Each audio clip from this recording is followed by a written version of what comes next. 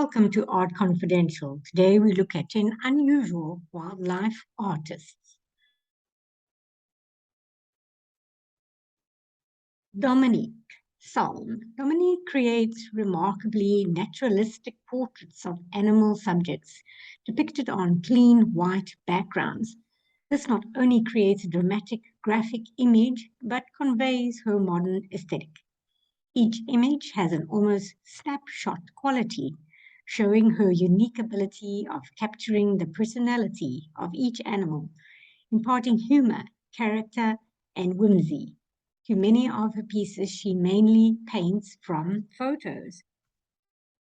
Constantly pushing her art skills, Dominique now uses the earth pigments from the natural environments which her animal subjects reside in.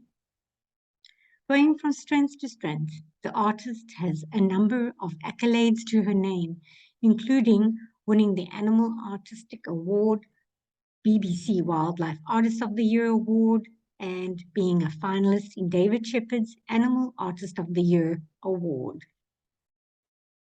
Here we have Ben Jefffery, an accomplished artist with a large celebrity portrait and superhero portfolio, including the likes of Marilyn Monroe and Stan Lee. His talent extends into animal portraiture seamlessly. The artist works in an inspired fashion, often filling the canvas with unplanned brush strokes and colors. Here you see the fluidity in his methods. Working around his animal subject, his artwork creates a fantasy, a vibrancy, and many collectors seek his work. In particular, is the artist's liberal use of metal leaf in his paintings and with a warm earthy red underpainting, which combine to produce a striking result, a fine quality, limited edition glacier on canvas, a part of Ben's Urban Jungle collection, featuring a lion in London with St.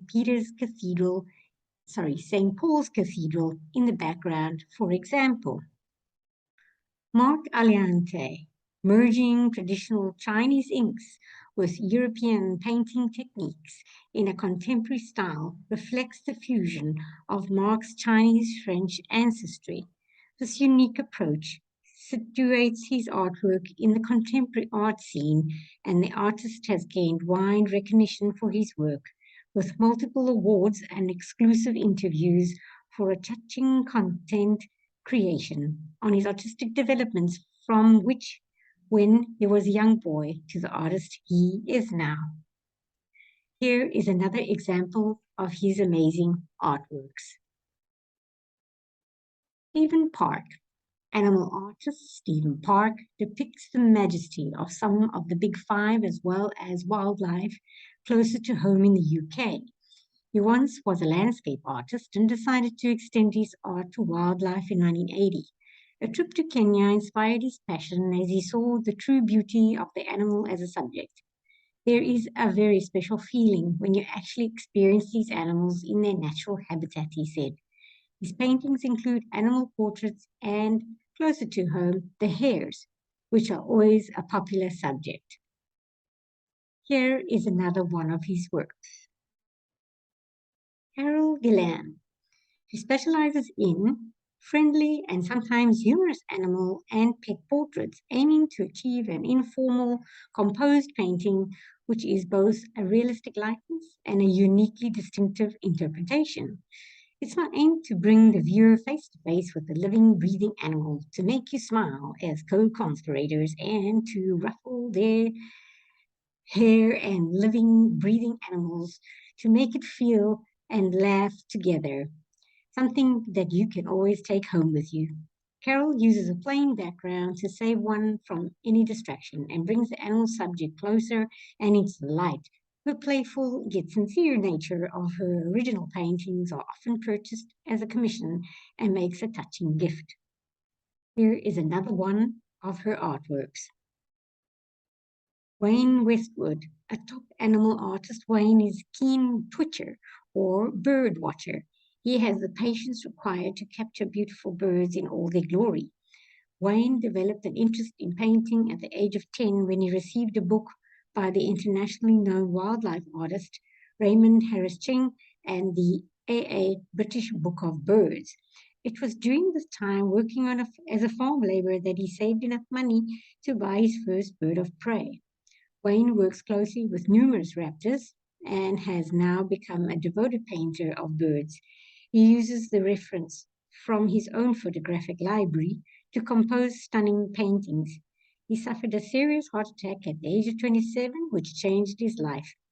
After recovering, painting consumed his time and energy and helped him to develop his artistic talent. Here are more of his works. As a full-time professional artist, he quickly became a leading wildlife painter with sell-out exhibitions. His subjects have included African wildlife, native birds, UK.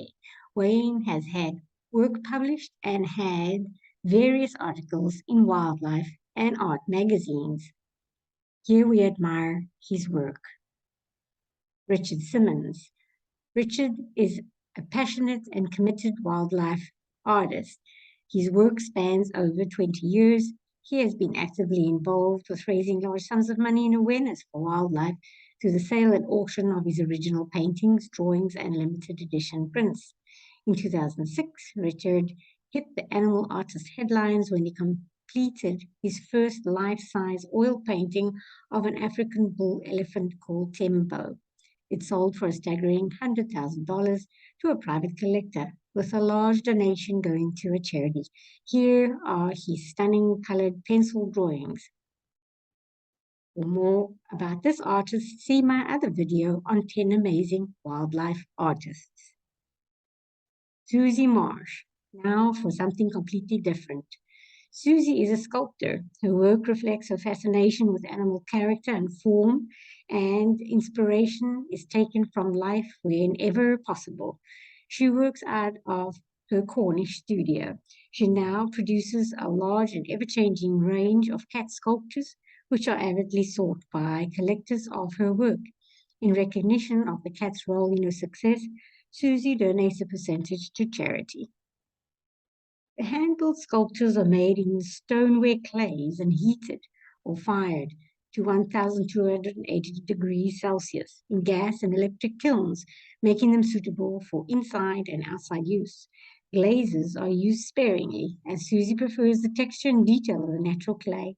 She also prefers to use oxides and matte ceramic pigments to color her work. Here are some more of her artworks.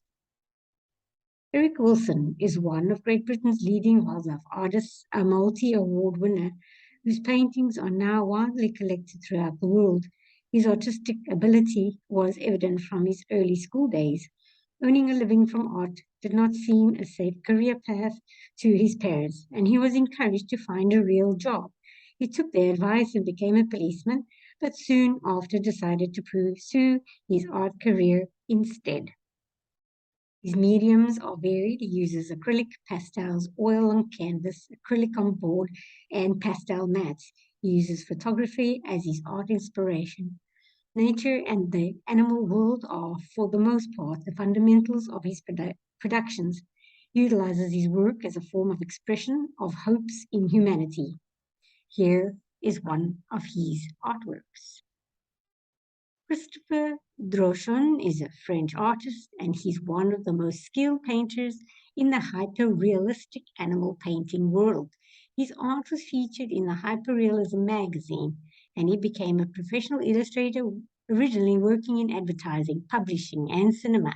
At that time, the computer hadn't arrived in advertising agencies as yet. Many of the advertising creations were made in paint by using the airbrush. Advertising requires illustrations that appear to be hyper-realistic or appear as a quality photo. After 25 years, he made a move to create his own paintings and artworks. Many of his paintings are focused on the eye of the animal, in which he creates intimate portraits to capture the soul of the wild and free natural world. Thank you. I hope you enjoyed this video. Let me know what you think. Who is your favorite artist? And congratulations to all these amazing artists in this video.